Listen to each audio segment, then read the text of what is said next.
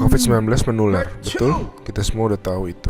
Parahnya karena masa inkubasinya bisa sampai 14 hari, orang bisa positif corona tanpa demam dan batuk. Gak kelihatan. Kalaupun dia nanti batuk dan demam, bisa jadi itu bukan corona, bisa jadi flu biasa. Jadi bingung kan?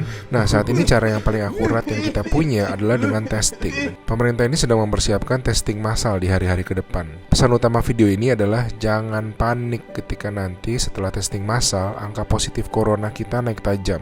Kenapa? Ibaratnya selama ini lampu yang nyala itu cuma lampu kecil aja, sehingga kasus yang kelihatan ya sedikit.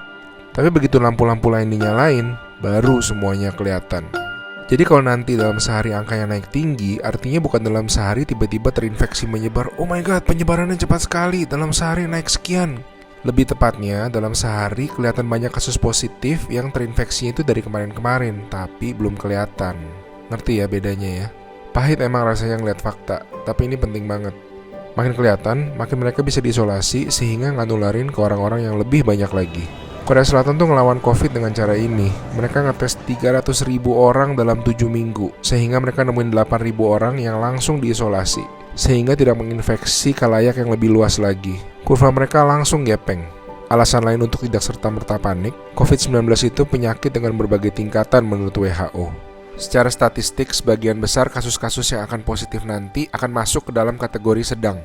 Dan secara statistik, kebanyakan bisa sembuh. Tetap berbahaya, tetap harus sangat waspada, tapi lengkapnya baca-baca jurnal resmi WHO ya.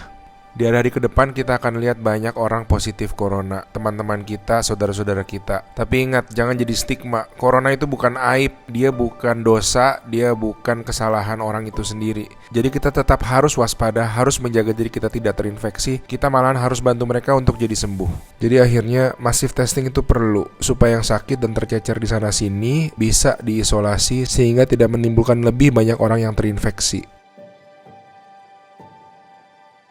Pahit rasanya nanti ngeliat angka-angka ke depan, tapi ini langkah yang sebetulnya sangat positif.